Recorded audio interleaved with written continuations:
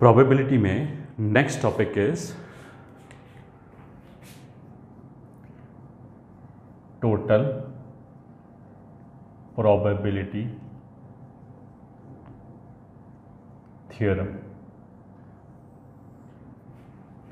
ठीक है, या फिर शॉर्ट में we will refer it as TPT, total probability theorem.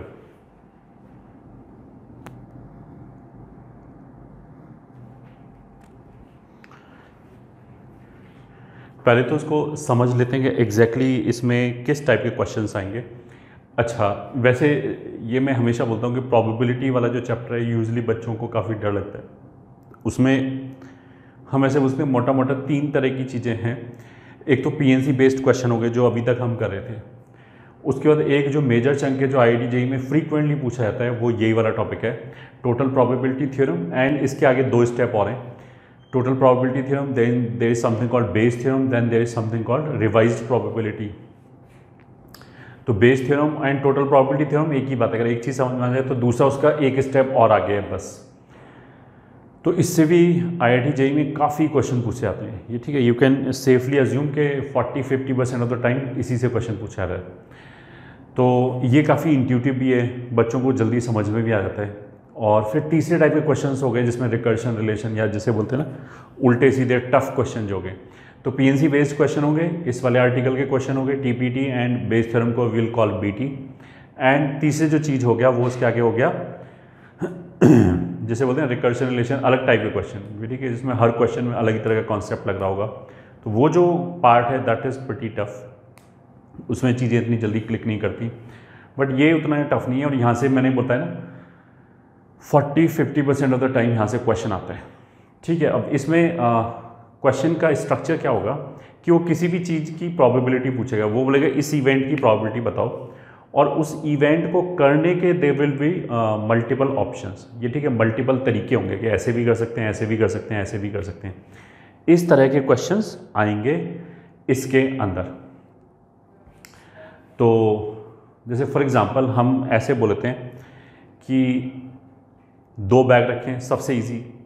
मान लिया हमारे पास 2 बैग हैं और बैग 1 में there are 5 red and 5 black balls, and bag 2 में there are 7 red and 3 black balls. ये ठीक है। फिर उसने बोला कि हमने रैंडमली इन दोनों में से एक बैग चूज़ किया और फिर उसमें से एक बॉल निकाला, वो बॉल रेड होगा, इस बात की क्या प्रोबेबिलिटी है। तो हमने क्या बोला कि इसमें से एक बैग सेलेक्ट किया। ये ठीक है, ये भी सेलेक्ट हो सकता है, ये भी सेलेक्ट हो सकता है, दोनों के ही चांसेस हैं।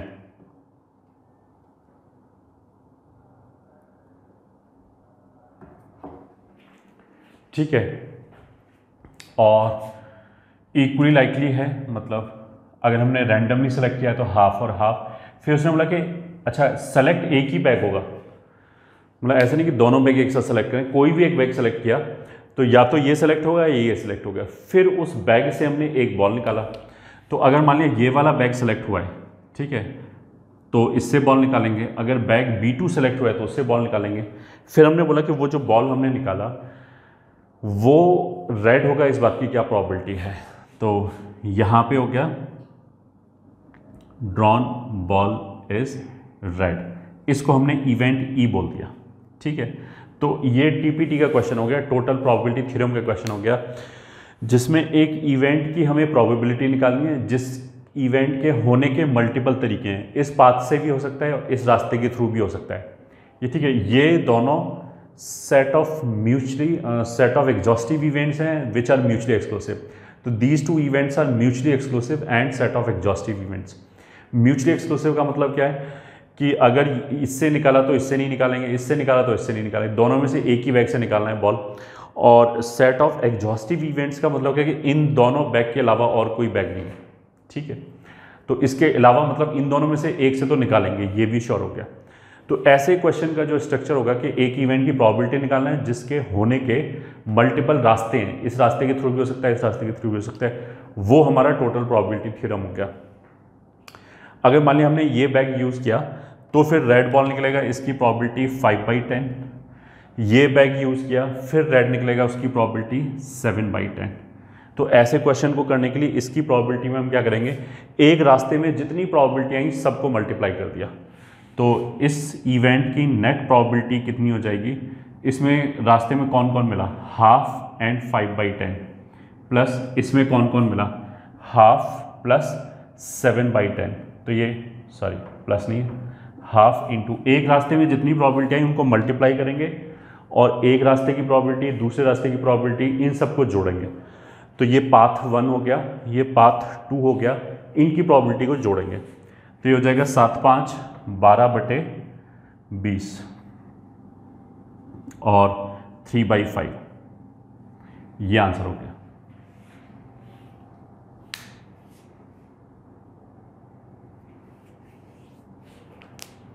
ठीक है, 3/5 this will be the answer. ये टोटल प्रोबेबिलिटी थ्योरम का क्वेश्चन हो गया। अब इसी को हम फॉर्मूली लिख लेते हैं।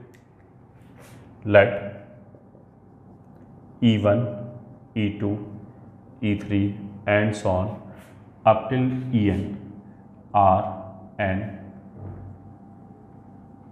Mutually exclusive and set of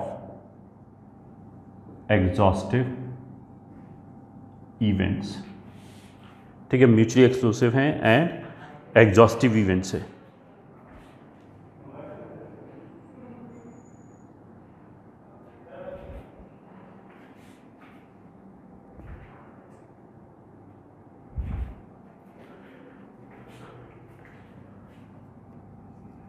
and let E is an event in the same sample space।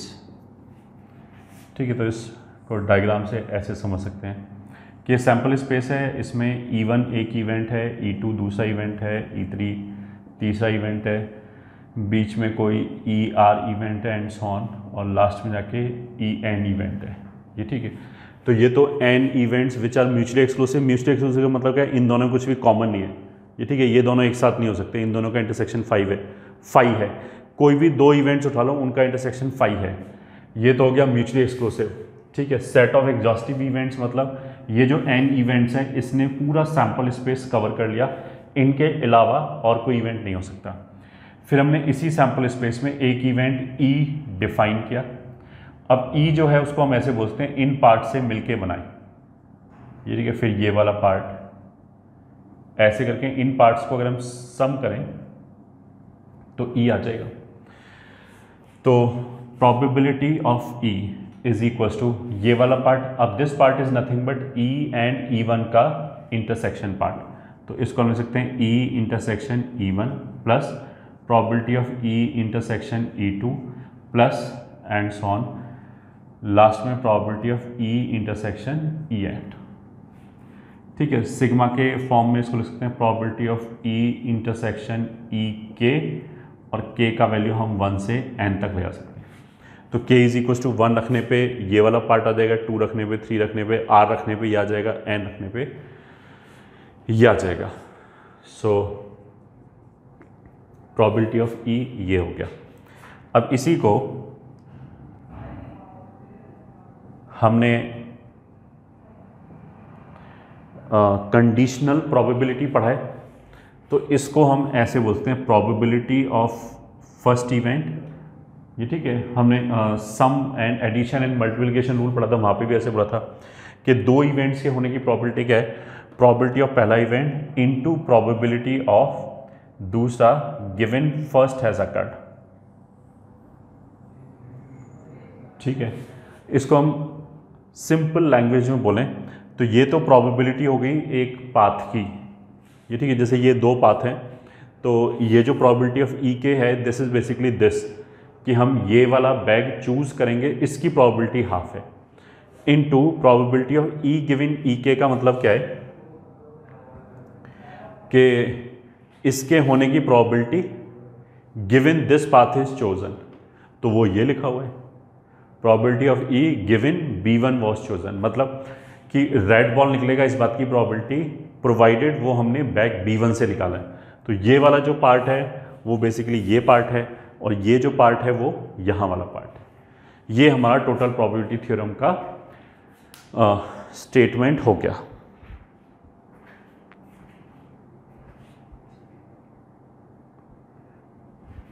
ठीक है, तो फेयरली सिंपल है, हमें समझ में आना चाहिए। अब इसी का क्वेश्चन लिख लेते हैं।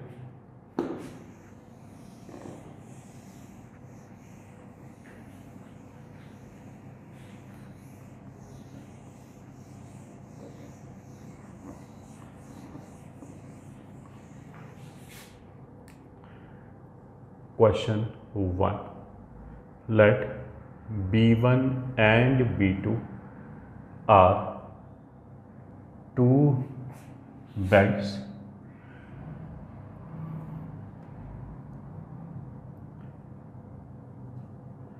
which contain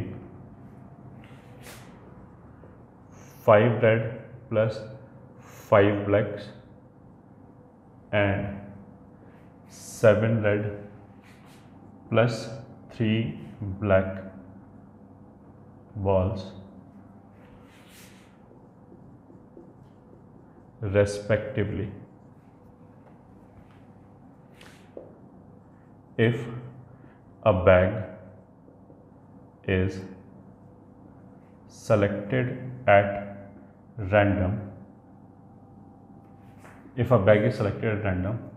and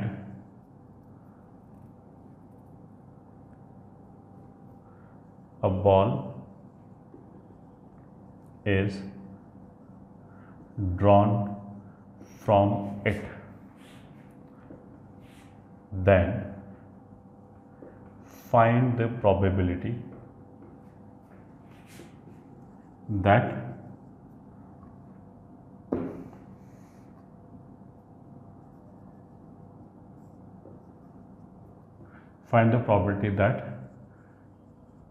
drawn ball is red। तो ये हो गया probability of B1, ये हो गया probability of B2, this is probability of E given B1 and this is probability of E given B2। Final answer ये हो गया। ये हमारा फर्स्ट क्वेश्चन हो गया। ठीक है, आई होप समझ में आया होगा ये। और क्वेश्चन कर लेते हैं। Question 2, let a bag contain 5 1 rupee coin,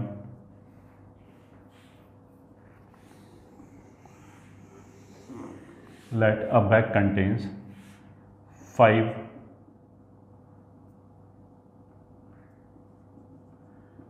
fair coins, comma 7 double head and 3 biased coins which shows head with probability 2/3। ठीक है, मतलब 5 तो फेयर कॉइन हो गए जिसको अगर हम उछालेंगे तो उसके हेड या टेल आने की probability हाफ है। उसके बाद 7 डबल हेड है, तो अगर डबल हेड को उछालेंगे तो हमेशा हेड ही आएगा, दोनों तरफ हेड है, इसका कहने का मतलब ये। एंड 3 बाइस्ड कॉइन है। बाइस्ड कॉइन का मतलब क्या है कि अगर हम उसको उछालेंगे तो हेड आने की प्रोबेबिलिटी 2/3 है एंड टेल आने की प्रोबेबिलिटी ऑफ कोर्स कितनी होगी 1/3। ठीक है, बैग के अंदर ये चीज़ दे रखा है। Now a bag now a coin is selected at random, a bag is selected, sorry, a coin is selected at random and is tossed. Find the probability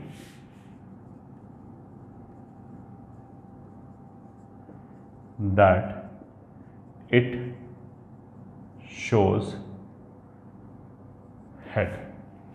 Find the probability that it shows head. तो ultimately हमें किस event की probability निकालनी है कि हम अगर एक कॉइन टॉस करें तो वो कॉइन हेड शो करे। ठीक है, अब वो जो कॉइन है वो कौन सा कॉइन है, तो वो फेयर कॉइन भी हो सकता है, डबल हेड भी हो सकता है एंड बाइस्ड कॉइन भी हो सकता है। उसका मतलब क्या है कि उस कॉइन के पास तीन रास्ते हैं, वो डबल हेड के थ्रू भी हेड शो कर सकता है, फेयर कॉइन के थ्रू भी एंड बाइस्ड कॉइन के थ्रू भी। तो हम ऐसे ही मान लेते हैं कि ये फेयर कॉइन है, ठीक है, इवेंट E1 मान लिया, ये बाइस्ड कॉइन है, इसको इवेंट E2 मान लिया एंड ये मान लिया डबल हेड है, इसको इवेंट E3 मान लिया। ठीक है, और जिस इवेंट की हमें प्रोबेबिलिटी निकालनी है वो क्या है, कॉइन शोज हेड, ये मान लिया E है। तो फेयर कॉइन है, बाइस्ड कॉइन है, डबल हेड है, fair coin, biased coin, double head. ठीक है, तो देखो ये 1/3 1/3 1/3 नहीं होगा। क्यों नहीं होगा? अगर मान लिया मैंने यहाँ पे 1/3 1/3 1/3 लिख लिया तो एक क्वेश्चन तो मेरे दिमाग में ये आना चाहिए कि 5 फेयर कॉइन्स हैं, 7 डबल हेड हैं, 3 बाइस्ड कॉइन है, तो ये 5 7 और 3 देने का मतलब क्या हुआ? ठीक है, उसका तो कोई यूज़ ही नहीं हुआ। एक तो ये डाउट हो सकता है कि मतलब ये क्रॉस चेक हो सकता है कि मेरे को समझ में आए कुछ गड़बड़ हो रहा है। दूसरा हम ऐसे भी सोच सकते हैं कि अगर उस बैग के अंदर ये 3 तरह के कॉइन हैं, ठीक है, अगर मैंने हाथ डाल के एक कॉइन निकाला तो वो कॉइन डबल हेड होगा, इसका ज़्यादा चांस है, या बाइस्ड कॉइन होगा, इसका ज़्यादा चांस है। तो ऑफकोर्स डबल हेड का ज़्यादा चांस है क्योंकि उसमें नंबर ऑफ डबल हेड जाते हैं। तो वो जो नंबर दे रखा है, ये जो 5 7 और 3 नंबर दे रखा है, ये बेसिकली प्रोबेबिलिटी चेंज कर देगा उस कॉइन के डबल हेड होने की, फेयर कॉइन होने की या फिर बाइस्ड कॉइन होने की। तो क्या क्या प्रोबेबिलिटी आएगी? टोटल कॉइन कितने होंगे? 15। तो फेयर कॉइन सेलेक्ट होगा 5/15 की प्रोबेबिलिटी से, ये 7/15 की प्रोबेबिलिटी से, ये 3/15 की प्रोबेबिलिटी से। ठीक है, उसके बाद अगर फेयर कॉइन है तो वो हेड शो करेगा, उसको उछालने पे हेड आएगा, इस बात की प्रोबेबिलिटी कितनी होगी? हाफ। अगर वो बाइस्ड कॉइन है और तब उसको उछालने पे हेड आएगा, इस बात की प्रोबेबिलिटी 2/3। डबल हेड है तो हमेशा हेड ही आएगा, तो 1। तो प्रोबेबिलिटी ऑफ ई क्या हो जाएगी? प्रोबेबिलिटी ऑफ ई क्या हो जाएगा? वो हमने बोला था कि एक पाथ में, एक रास्ते में जितनी भी प्रोबेबिलिटीज आए उन सबको लेके मल्टीप्लाई कर लिया। ठीक है, तो रास्ते में जो जो प्रोबेबिलिटी आए उसको मल्टीप्लाई कर लिया। तो जैसे इस वाले केस में हम मल्टीप्लाई करेंगे 5/15 into half plus 7/15 into 2/3 plus 3/15 into 1, ये प्रोबेबिलिटी आएगी।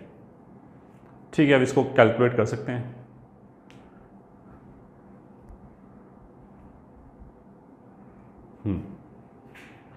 इसको कैलकुलेट कर सकते हैं। इसमें से पूरे में से 1/15 अगर कॉमन लिया तो ये हो जाएगा 5/2 प्लस 14/3 प्लस 3, तो दिस इज़ 1/15। फिर दोबारा कितना कॉमन आ जाएगा? 6, तो ये जाएगा 15 प्लस 28 प्लस 18।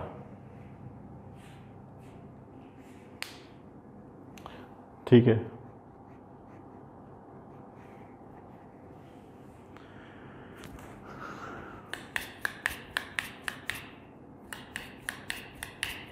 बिल्कुल सही है। तो 18 और 28 कितना होगा?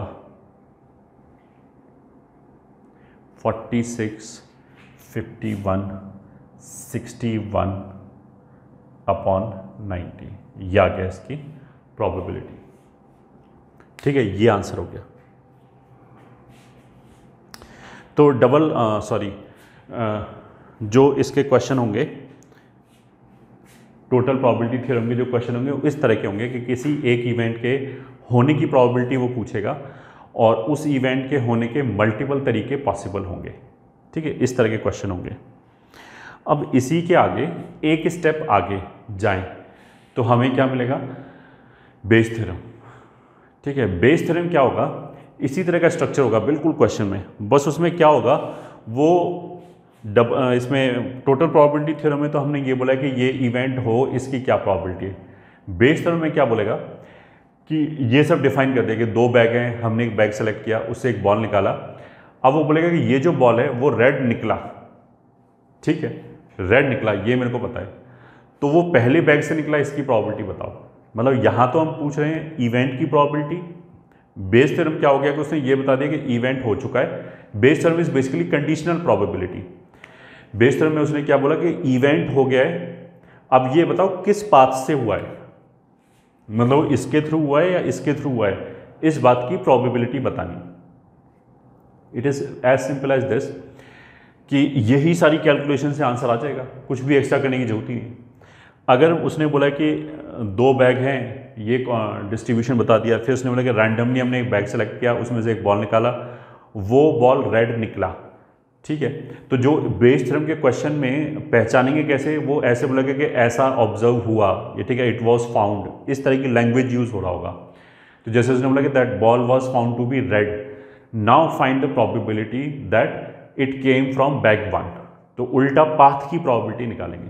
तो कैलकुलेट कैसे करेंगे? वेरी सिंपल, ये टोटल प्रोबेबिलिटी है इस इवेंट के होने की, और इस प्रोबेबिलिटी में इस पाथ का कंट्रीब्यूशन इतना है, इस पाथ का कंट्रीब्यूशन इतना है। तो इन दोनों के मतलब इस पाथ से हुआ है या इस पाथ से हुआ है, उसके चांसेस भी इसी के बराबर होने चाहिए, इसी के प्रोपोर्शनल होने चाहिए। तो इसमें से जितना कंट्रीब्यूशन इसका है वो तो इसकी प्रोबेबिलिटी हो जाएगी, जितना कंट्रीब्यूशन दूसरे वाले पाथ का है वो इससे होने की प्रोबेबिलिटी हो जाएगी। मतलब अगर मैंने ये बोला कि रेड बॉल निकला, अब वो पहले बैग से निकला, इसकी प्रोबेबिलिटी बताओ, तो आंसर हो जाएगा ये 5/20/3/5, ये आंसर हो जाएगा। मतलब जिस पाथ का हमें प्रोबेबिलिटी निकालनी है उसका कंट्रीब्यूशन डिवाइडेड बाय टोटल, बस ये आंसर है। बस हमें ये कैलकुलेट करना है।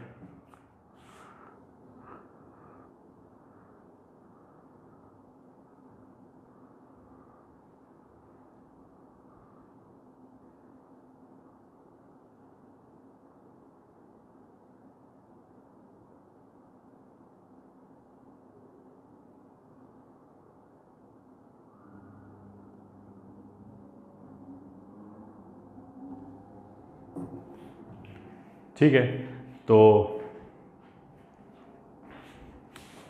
ये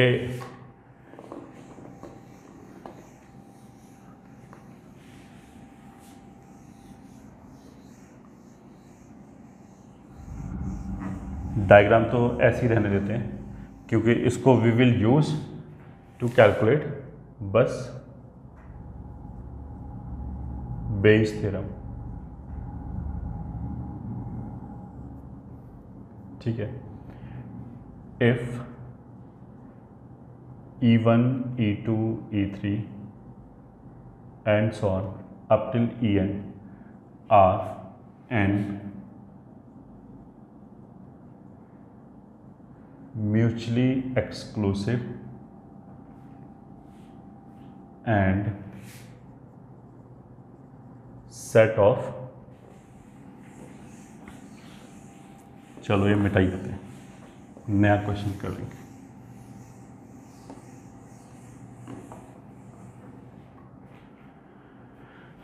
If E1 E2 E3 up till En are n mutually exclusive and set of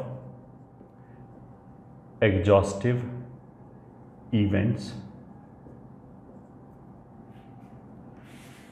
and E is an event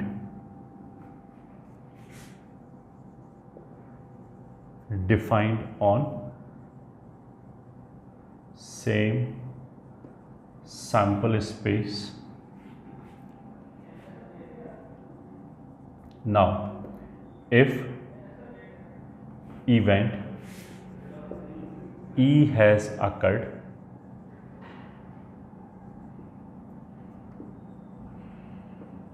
then the probability that it has occurred through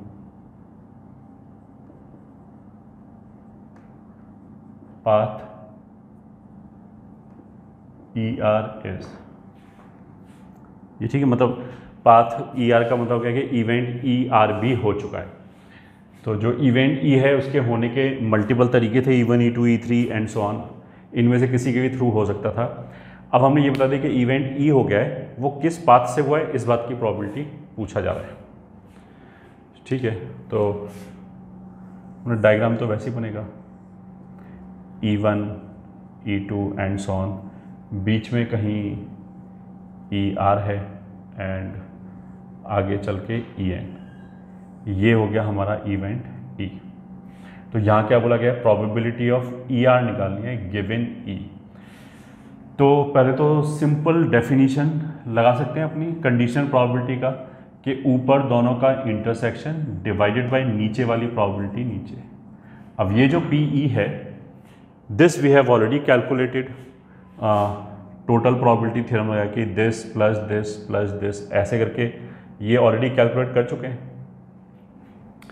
so this is equals to, denominator में तो आ जाएगा sigma probability of E के into probability of E given E के is equals to 1 से लेके n तक। Numerator में भी इसमें एक टर्म ये वाला भी होगा basically, this is nothing but इसी तरह के n टर्म्स का समेशन लिखा हुआ है, दिस प्लस दिस ऐसे कई समेशन लिखा हुआ है। ठीक है, तो न्यूमरेटर में हम लिख सकते हैं probability of ER into probability of E given ER, ये हो गया।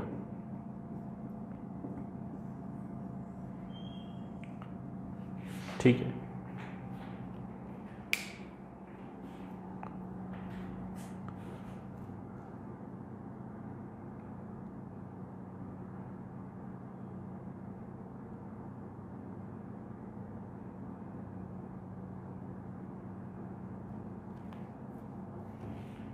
अब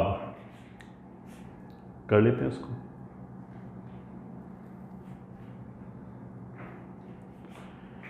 question, let a bag contains white और black balls and contains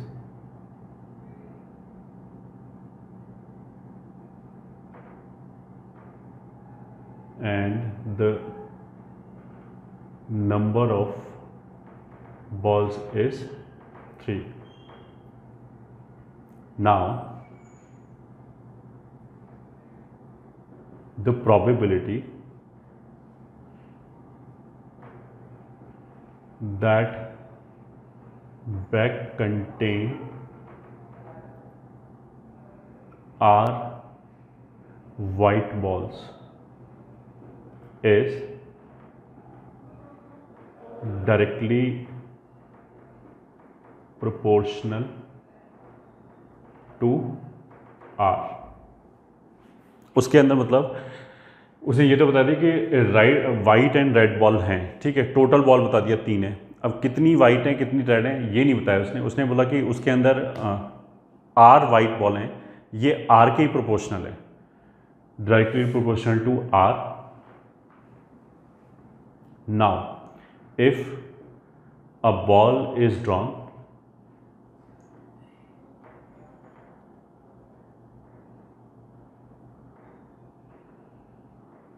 and found to be white, then find the probability that it is the only white ball in the bag. ठीक है, मतलब उसने क्या बोला कि उस बैग के अंदर टोटल 3 बॉल हैं और वाइट और ब्लैक 2 ही तरह की बॉल हैं। उसके अंदर एक ब्लैक बॉल है, सॉरी एक वाइट बॉल है, ये 1 के प्रोपोर्शनल है। 2 वाइट बॉल है, ये 2 के ही प्रोपोर्शनल है। 3 वाइट बॉल है, ये 3 के ही प्रोपोर्शनल है। तो उसका मतलब क्या है कि उसके अंदर ज़्यादा वाइट बॉल होना प्रॉबेबल हो गया। तो पहले तो हम यही कैलकुलेट करते हैं सोल्यूशन। अच्छा, इस तरह के क्वेश्चन में मेरे को ये समझ में आ गया, if a ball is drawn and found to be white, ये जो लाइन है this should give you the hint कि ये बेस थ्योरम का क्वेश्चन है। कि एक तो वो ऐसे वो बोल सकता था कि हमने एक बॉल निकाला, वो वाइट निकलेगा, इस बात की प्रोबेबिलिटी बताओ। ये ठीक है, अगर वो यहाँ पे बोलता ना a ball is drawn and that ball is white, then a ball is drawn then find the probability that ball is white, अगर ये क्वेश्चन होता तो ये टोटल प्रोबेबिलिटी थ्योरम का क्वेश्चन होता। यहाँ पे इसने क्या बोला कि एक बॉल निकाला और वो वाइट निकला। अब बताओ इस बात की प्रोबेबिलिटी कि that is the only white ball. तो उस बैग के अंदर 0, 1, 2, 3, ये ठीक है 4 केसेस हो सकते हैं। बैग तो एक ही है, बैग 4 नहीं है, बट उसके अंदर 4 पॉसिबल कन्फिग्रेशन है। तो उन कन्फिग्रेशन में हमें इस बात की प्रोबेबिलिटी निकालनी है कि उस बैग के अंदर एक ही वाइट बॉल है।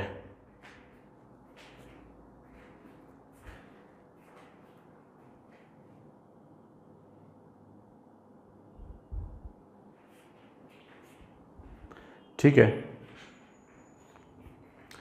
तो अब करते हैं let ER is the probability that bag contain R white balls.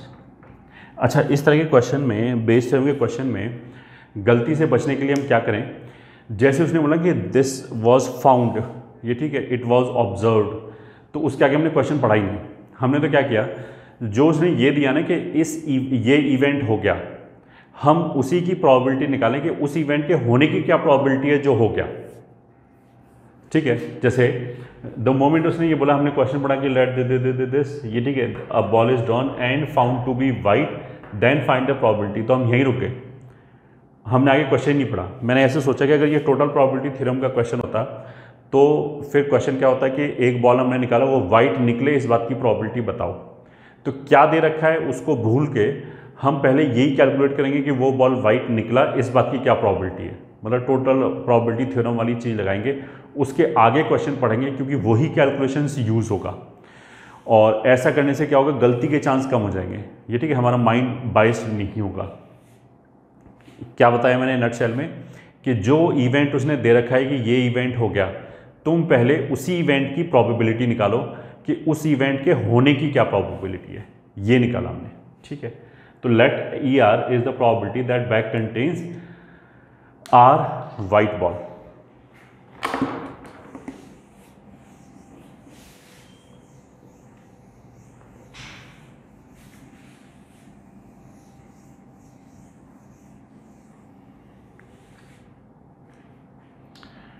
Bag contains R white ball.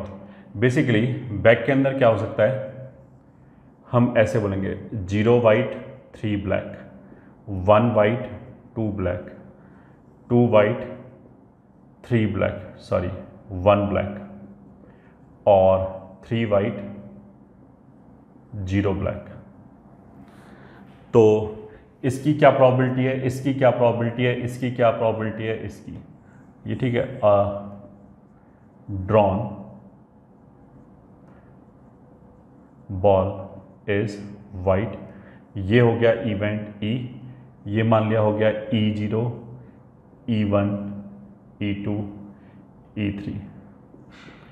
तो उसने तो ये बोला है कि ये इवेंट हो गया, तो पहले तो हमने क्या किया, इसी की प्रोबेबिलिटी निकाली कि इसके होने की क्या प्रोबेबिलिटी है, प्रोबेबिलिटी ऑफ E। अब ये कैलकुलेट करने के लिए मेरे को ये चाहिए, तो पहले हम ये निकाल लें। उसके लिए क्वेश्चन में क्या लैंग्वेज दे रखा है कि डायरेक्टली प्रोपोर्शनल टू आर। तो हमने क्या बोला कि let E R is the probability, sorry, probability of ER is the probability that bag contains R white ball। अब क्वेश्चन के हिसाब से probability of ER is directly proportional to R। अब हमने मान लिया कि प्रोपोर्शनैलिटी कांस्टेंट जो है वो K है, तो ये हो गया K इंटू R। ठीक है, अब इसको सम कर लिया, probability of ER, R कितना हो सकता है 0 से लेके 3 तक, और ये हो जाएगा K इंटू सिग्मा R बराबर 0 से 3 तक R। अच्छा, ये तो 1 होगा, मतलब उस बैग के अंदर इनमें से कुछ ना कुछ तो होगा ही ना, या तो 0 वाइट होगा या 1 वाइट होगा या 2 वाइट होगा। तो इन सब की mutually exclusive and set of exhaustive events हैं, ये जो 4 इवेंट्स लिखी हुई हैं उनकी प्रोबेबिलिटी 1 होगा। मतलब बैग में कुछ तो होगा ही ना, या तो 3 वाइट हो गया, 2 वाइट होगा, 1 वाइट हो गया, 0 वाइट होगा, ये इसने बोल रखा है। ठीक है, so this is equal to K times sigma R का फॉर्मूला हो गया 3 इंटू 4/2, तो 6K। तो प्रोपोर्शनैलिटी कांस्टेंट K कितना आ गया 1/6। ठीक है, तो प्रोबेबिलिटी ऑफ E0 में तो R 0 हो जाएगा, तो ये 0 हो गया। प्रोबेबिलिटी ऑफ E1 हो गया 1/6, प्रोबेबिलिटी ऑफ E2 हो गया 2/6 एंड प्रोबेबिलिटी ऑफ E3 हो गया 3/6। मतलब इस वाले केस में ये हो गया 0, 1/6, 2/6, 3/6। ठीक है, अगर 0 वाइट है उस बैग, अच्छा बैग 4 नहीं है, वापस कुछ बच्चों को ये कंफ्यूजन होता है 4 बैग कहाँ से आ गए। बैग एक ही है बट उसके अंदर 4 प्रोबेबल कन्फिग्रेशंस हैं। ठीक है, ये 4 प्रोबेबल कन्फिग्रेशंस हैं। तो अगर ये कन्फिग्रेशन है तो एक वाइट बॉल निकलेगी, इसकी प्रोबेबिलिटी 0, यहाँ से 1/3, 2/3, 3/3। तो प्रोबेबिलिटी ऑफ E क्या हो जाएगा, जो गिवन इवेंट है, वापस याद दिला दिया मैंने कि जो गिवन इवेंट है उसको वी विल अज्यूम कि कुछ नहीं हुआ, अभी हमें पहले उसी की प्रोबेबिलिटी निकालनी है। जो उसने बोल दिया कि ये इवेंट हो गया, पहले हमने उसी की प्रोबेबिलिटी निकाली। तो एक रास्ते में जितनी प्रोबेबिलिटी आ जाए उनको मल्टीप्लाई कर दिया, 0 इंटू 0 प्लस, फिर इन दोनों को मल्टीप्लाई किया, 1/6, 1/3, 2/6, 2/3, 3/6, 3/3, ये हो गया। So this is equals to, denominator में तो 18 आ गया, ऊपर 1² plus 2² plus 3² upon 18। So this is equals to 9 4 13 और एक 14 अपॉन 18 विच इज 7/9। ठीक है, तो जो इवेंट उसने दे रखा था कि it was found to be white, अगर उसकी बजाय ये पूछता कि ये सब बोलने के बाद बोलता कि अब हमने बैग में से एक बॉल निकाला, वो वाइट निकलेगा, इस बात की प्रोबेबिलिटी क्या है, तो हमारा आंसर ये आता 7/9। एंड यहाँ तक ये क्वेश्चन किसका क्वेश्चन हो गया, टोटल प्रोबेबिलिटी थ्योरम, टीपीटी का क्वेश्चन हो गया। ठीक है, अब इसके आगे ये जो क्वेश्चन दे रखा है वो एग्जैक्टली बीटी का है। बेस थ्योरम क्या है, उसने क्या बोला, then find the probability that it is the only white ball in the bag. मतलब अब मेरे को इस बात की प्रोबेबिलिटी निकालनी कि ये तो इवेंट हो गया, अब इस बात की प्रोबेबिलिटी निकालो कि इस बैग के अंदर बस यही वाइट था और कोई है ही नहीं। उसका मतलब क्या है कि ही इज आस्किंग इस पाथ की प्रोबेबिलिटी। तो probability that E1 occurs given E has occurred, ये ठीक है, मतलब उस बैग के अंदर एक ही वाइट बॉल थी, गिवन E हो गया, मतलब एक वाइट बॉल निकाला वो वाइट निकला, तो इसका कॉन्ट्रीब्यूशन विच इज 1/18, इसका कॉन्ट्रीब्यूशन 1/18 डिवाइडेड बाई टोटल 7/9। तो 9 से यहाँ 2 आ जाएगा एंड इस बात की प्रोबेबिलिटी कितनी हो जाएगी 1/14। ये हमारा आंसर हो गया इस क्वेश्चन का।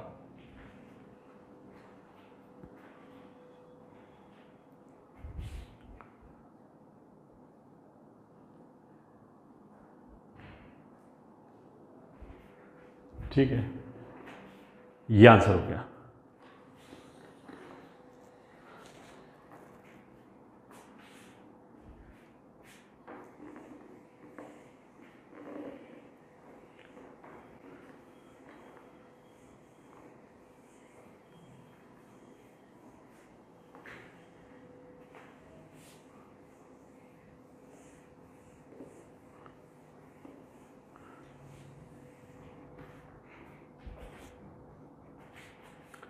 और क्वेश्चन करते हैं, question 2, let a person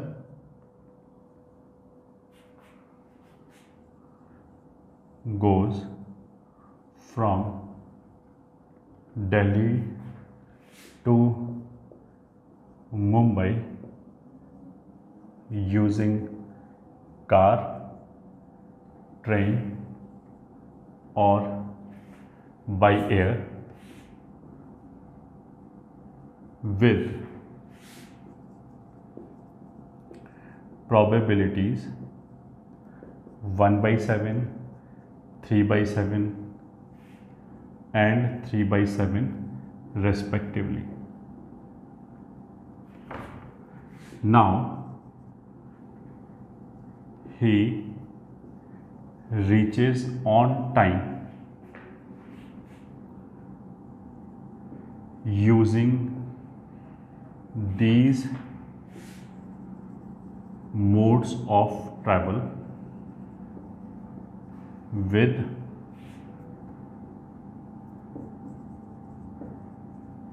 probabilities as 9/10, 8/10 and 7/10 respectively.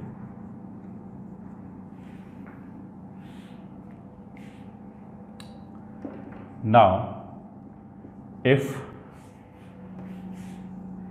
he got late, then find the probability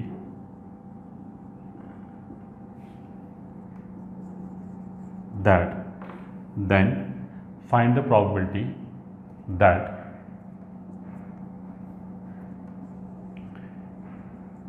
he went by car.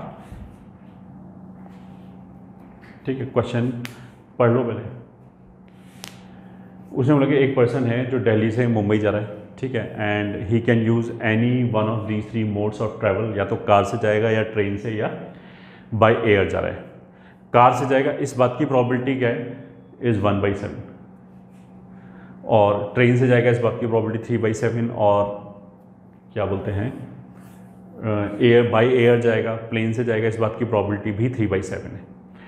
अब मान लीजिए वो कार से जा रहा है तो हो सकता है लेट हो जाए, ठीक है, या ऑन टाइम पहुंचे। तो उसने क्या बोला है, now he reaches on time, वो बंदा ऑन टाइम पहुंचेगा, इस बात की प्रोबेबिलिटी 9/10 है if he is using car, ठीक है। He will reach on time अगर he is using train with the probability 8/10, ठीक है। अच्छा, अगर ऑन टाइम की प्रोबेबिलिटी 9/10 है कार से, तो लेट पहुंचने की प्रोबेबिलिटी 1/10 हो गया, ये ठीक है। 9/10 में 90% तो चलो वो ऑन टाइम पहुंच रहा है, 10% क्या हो रहा है, 10% वो लेट हो गया होगा। तो हम इवेंट को किधर से भी काउंट कर सकते हैं, चाहे तो करेक्ट पहुंचने ऑन टाइम पहुंचने को इवेंट बोल दें या लेट पहुंचने को इवेंट बोल दें, ठीक है। तो लेट पहुंचेगा, इस बात की प्रोबेबिलिटी 1/10, 2/10 और 3/10 हो जाएगा। ऑन टाइम पहुंचेगा, इस बात की प्रोबेबिलिटी 9/10, 8/10 एंड 7/10 है, ये ठीक है। नाउ अगर वो क्वेश्चन में ये बोलता है, यहाँ तक बोलने के बाद अगर वो ये बोलता है find the probability that he will reach on time, अगर ये क्वेश्चन होता तो ये टोटल प्रोबेबिलिटी थ्योरम का क्वेश्चन हो गया, ठीक है। बट अब क्या हुआ, अब इसने बताया है कि वो लेट पहुंचा है, मतलब ऑन टाइम नहीं पहुंचा है। अब वो लेट पहुंचा है, तो अब बताओ कि वो कार से आया था, इस बात की प्रोबेबिलिटी क्या है। तो जो इवेंट हो गया, इवेंट क्या है कि वो लेट पहुंचा, ये ठीक है, या ऑन टाइम पहुंचा, एक ही बात है। अगर वो लेट पहुंचा, ये इवेंट ई है, ये उसने बता दिया कि हो गया। वो किस किस पाथ के थ्रू हो सकता था, वो हो सकता था कि कार से पहुंचाओ, ट्रेन से पहुंचाओ या बाई एयर पहुंचाओ, ठीक है। तो जैसा मैंने पहले बोला था कि कन्फ्यूज़न से और गलतियों से बचने के लिए हम क्या करेंगे, हम तो सबसे पहले उसकी प्रोबेबिलिटी जो दे रखी है वही निकालेंगे, मतलब जो उसने दे रखा है कि ही गॉट लेट, ये ठीक है, हम इसी बात की प्रोबेबिलिटी निकालेंगे कि वो गया और वो लेट पहुंचा, इस बात की प्रोबेबिलिटी पहले इंडिपेंडेंटली निकालो। तो हम ऐसे निकालेंगे कि या तो वो बाई कार गया, या बाई ट्रेन गया, या बाई ए आ गया। तो इनको यूज़ करेगा, इनकी रेस्पेक्टिव प्रोबेबिलिटी कितनी है, 1/7, 3/7, 3/7। फिर ई हो गया, जो इवेंट गिवन है उसी को हमने मान लिया, ही गॉट लेट, ये ठीक है, ही रीच्ड लेट। अब कार से अगर आया है और वो लेट पहुंचा है तो इस बात की प्रोबेबिलिटी 1/10 हो गया, क्योंकि ऑन टाइम के लिए 9/10 है, तो 1 में से 9/10 को घटा दिया तो 1/10 आ गया। फिर ऐसे ही वो ट्रेन से पहुंचा तो 8/10, तो ऑन टाइम के लिए, लेट के लिए 2/10, 7/10, यहाँ 3/10, तो ही विल रीच लेट, इस बात की प्रोबेबिलिटी कितनी होगी, पीई जो दे रखा है 1/7 इंटू 1/10, एक पाथ में जितनी भी प्रोबेबिलिटी आई उनको मल्टीप्लाई कर दिया, 3/7 इंटू 3/10, तो डिनोमिनेटर में तो कितना हो गया 70, न्यूमरेटर में हो गया 169, तो 9 + 1 10 and 6 16, so that will be 8/35। अगर वो क्वेश्चन ये पूछता कि इस बात की प्रोबेबिलिटी बताओ कि वो लेट पहुंचेगा, तो टोटल प्रोबेबिलिटी थ्योरम का क्वेश्चन होता, हमारा आंसर ये हो जाता 8/35, खत्म। अगर वो क्वेश्चन ये पूछता कि वो ऑन टाइम पहुंचेगा, इस बात की क्या प्रोबेबिलिटी है, तो वो तो यहीं से आंसर आ जाएगा। अगर 8/13 लेट पहुंचने की प्रोबेबिलिटी है तो ऑन टाइम पहुंचने की प्रोबेबिलिटी क्या होगी, इसको एक में से घटा दो, या तो ऑन टाइम पहुंचेगा या लेट पहुंचेगा, दो ही पॉसिबिलिटीज़ है ना। तो अगर इसको हटा देंगे तो 27/35 आ जाएगी, तो 27/35 इज द प्रोबेबिलिटी कि वो ऑन टाइम पहुंचता। ठीक है, ये तो मैं ऐसे ही बता रहा हूँ। खैर, इस क्वेश्चन में तो गिवन इवेंट क्या है कि वो लेट पहुंचा, ठीक है, ही गॉट लेट, ये पढ़ते ही हमें समझ में आना चाहिए था कि मतलब ये तो गिवन है कि ऐसा हो गया, ऐसा हो गया, ऐसा ऑब्जर्व किया, ये ठीक है। इट वॉज फाउंड, मतलब बेस थ्योरम का क्वेश्चन है, ठीक है। अब उसने then find the probability that he went by car, तो अब हमारी required probability will be probability that he used car given he was late, so that will be equals to contribution of car divided by total, that is equals to car वाले path का contribution कितना है, ये 1/70, तो 1/70 divided by total है 16/70, ठीक है, 70 cancel हो गया, तो 1/60, ठीक है। तो मतलब क्या हुआ कि वो कार की वजह से लेट हो गया होगा, इस बात की प्रोबेबिलिटी बहुत, मतलब इस बात की प्रोबेबिलिटी 1/16 है, यही हमारा आंसर हो गया।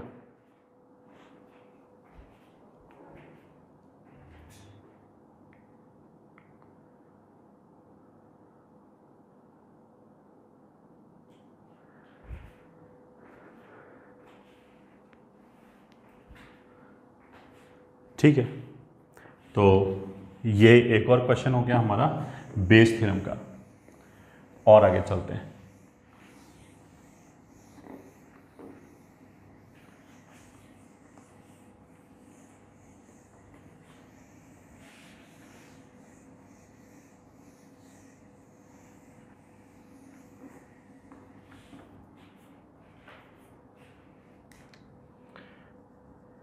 Question 3.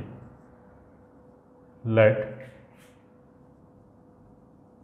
3 bags ABC are given as shown.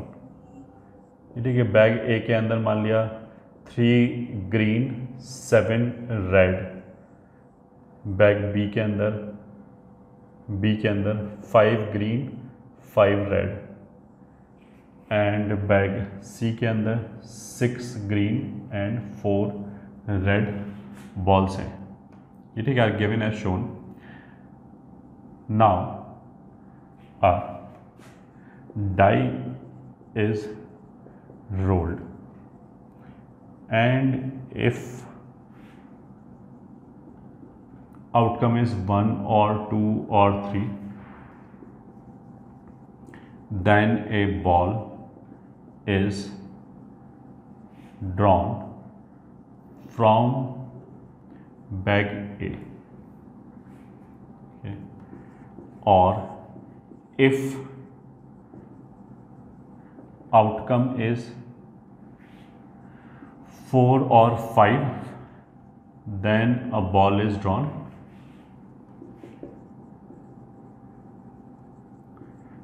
from bag B. Else a ball from C is drawn. Now, if this drawn ball is found to be green, then find the probability. First part,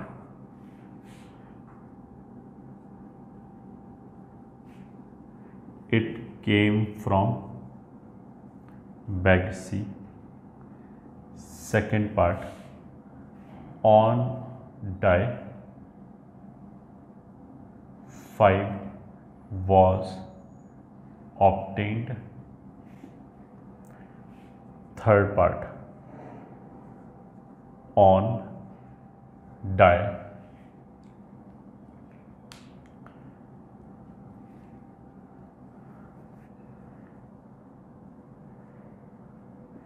prime number was obtained. Die पे prime number आया।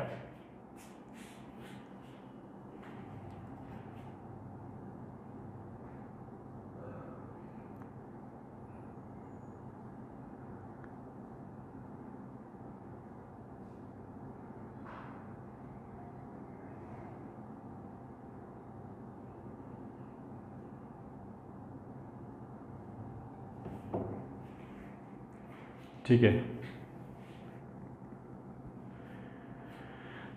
अब question में identify करने वाली line क्या है? Is ये found to be green. ठीक है, फाउंड बोलते ही किसका क्वेश्चन हो गया? ये बेस थ्योरम का।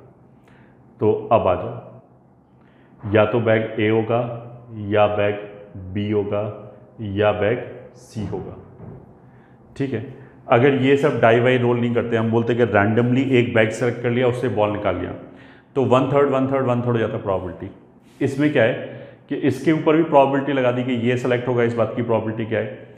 जैसे अगर मैंने डाई रोल किया 1 2 3 आया तो यहाँ से निकालेंगे, तो इसकी प्रोबेबिलिटी कितनी हो जाएगी? 3/6। 1 2 3 के आने की प्रोबेबिलिटी, इसकी प्रोबेबिलिटी हो जाएगी 2/6। 5 और 6 के आने की प्रोबेबिलिटी, इसकी प्रोबेबिलिटी 1 2 3 4 और 5 के आने की प्रोबेबिलिटी की वजह से 2/6 हो गया।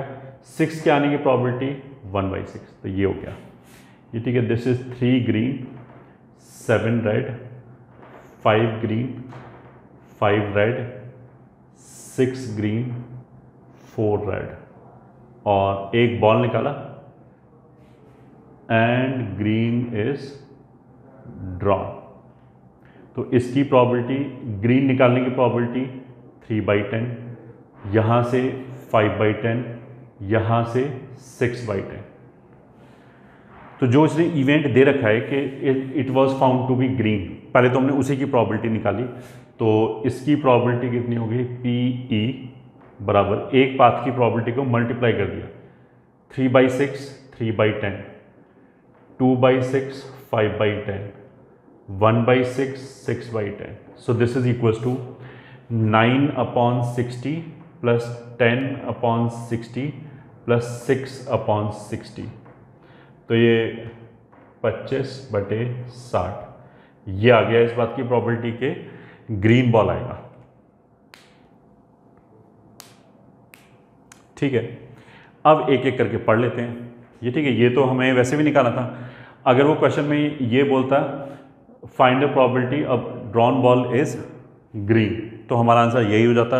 ये क्वेश्चन हमारा टोटल प्रोबेबिलिटी थ्योरम का क्वेश्चन हो जाता, यहीं पे ख़त्म हो जाता। बट अभी उसने क्या बोला है फर्स्ट पार्ट में, ये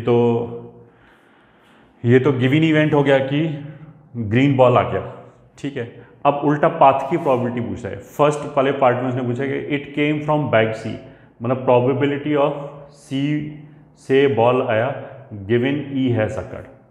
तो सी का कॉन्ट्रीब्यूशन डिवाइड बाई टोटल, इसमें सी का कॉन्ट्रीब्यूशन कितना है 6/60, तो 6/60 डिवाइडेड बाई 25/60 ये हो जाएगा, विच इज 60 कैंसिल 6/25, ये हो गया हमारा आंसर, ठीक है। ये फर्स्ट पार्ट हो गया। अब आते हैं second part. On die 5 was obtained. देखो अगर 1 2 3 आता, 1 या 2 या 3 आता तो ये होता, 4 या 5 आए तो ये हो गया, 6 आए तो ये हो गया डाई के ऊपर। तो अगर वो ये बोलता कि ऑन डाई 4 और 5 वॉज ऑब्टेन्ड, तो उसका मतलब है ही इज आस्किंग इनडायरेक्टली, जैसे यहाँ तो उसने सीधा बैग सी बोल दिया। अगर अगर वो ये बोलता कि 4 या 5 was obtained on the die, then indirectly he is saying, he is asking what is the probability that ball came from bag B. But इसने क्या किया, इन दोनों में से एक का नाम लिया, सही है। तो देखो बैग बी से बॉल निकला होगा, इस बात की प्रोबेबिलिटी क्या है, इसका कंट्रीब्यूशन डिवाइडेड बाय टोटल, ये ठीक है। बैग बी से आया होगा, इस बात की प्रोबेबिलिटी क्या है, इसका कंट्रीब्यूशन डिवाइडेड बाय टोटल। तो अगर बैग बी से आया होगा तो डाई पे क्या आया होगा, डाई पे 4 भी हो सकता है, 5 भी हो सकता है, 4 भी हो सकता है, 5 भी हो सकता है। तो जो क्वेश्चन है वो 4 और 5 के रिस्पेक्ट में सिमेट्रिक है, ये ठीक है। 4 और 5 के आने का इक्वल चांस ही है डाई पे। तो क्वेश्चन अगर 4 और 5 के रिस्पेक्ट में सिमेट्रिक है तो हम ऐसे बोलेंगे कि जैसे इसकी प्रोबेबिलिटी 6/25 है कि सी से बॉल निकला है, तो उसी तरीके से बी से बॉल निकला है, इसकी प्रोबेबिलिटी आ जाएगी 10/25 आ जाएगा बेसिकली इसका कंट्रीब्यूशन। अब 10/25 में आधा कंट्रीब्यूशन 4 का होगा कि डाई पे 4 आया होगा, इस बात की प्रोबेबिलिटी उसकी आधी हो जाएगी, और बची हुई आधी कितनी हो जाएगी कि उस डाई पे 5 आया होगा। कहने का मतलब क्या है कि probability that 5 occurred given E has occurred must be equals to half of probability that bag B से बॉल आया। क्योंकि अगर बैग बी से बॉल आया तो जो डाई है उस पर 4 भी आ सकता है, 5 भी आ सकता है, उनको हमने आधा आधा मान लिया कि आधा 4 के लिए गया, आधा 5 के लिए गया, सिमेट्री से। So this is equals to half of B का कॉन्ट्रीब्यूशन, तो बी का कॉन्ट्रीब्यूशन ये 10/60 divided by total contribution which is 25/60, तो ये कैंसिल हो गया और आंसर कितना आ जाएगा 1/5। ये 25 × 2 50 हो गया, ये हो गया।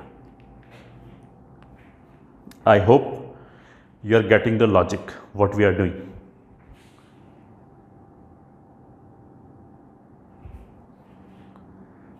ठीक है, अब आते हैं हम थर्ड पार्ट पे।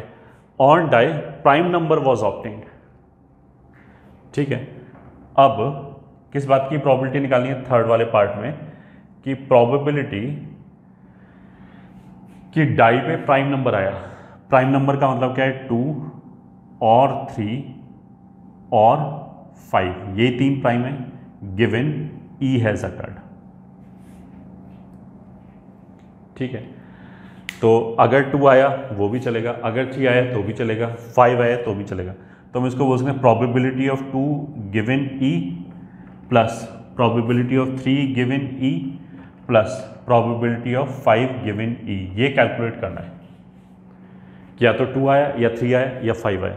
तो एग्जैक्टली सेम लॉजिक से 5 वाले के लिए कहाँ पे आएगा, इसका आधा। 2 वाले के लिए क्या आएगा, इसका 1/3, क्योंकि 1 आया होगा, 2 आया होगा, 3 आया होगा, ये तीनों मिलके कंट्रीब्यूट करेगा कि ए से बॉल निकला है। तो probability of A given C given E की जगह मैंने अगर ए गिवन ई निकाला तो वो जो प्रोबेबिलिटी आएगा उसमें 1 का, 2 का एंड 3 का, तीनों का कंट्रीब्यूशन होगा। कितना कंट्रीब्यूशन होगा? सिमेट्री से आधा, सॉरी 1/3 1/3 1/3।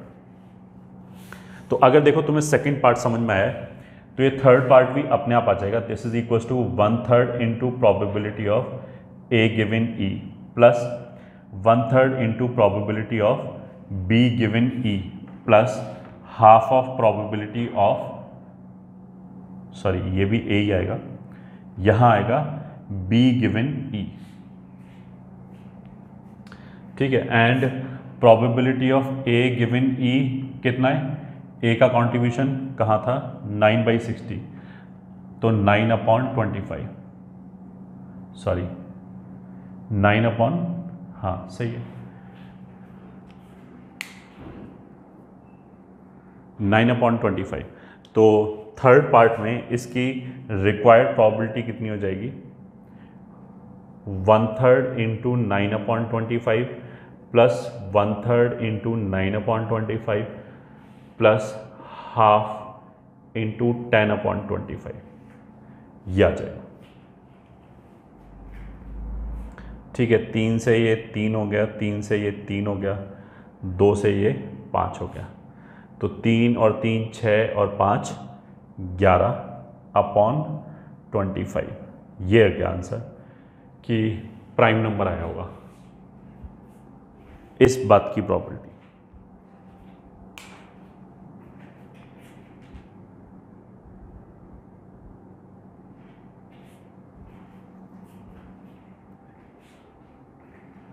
ठीक है। So this was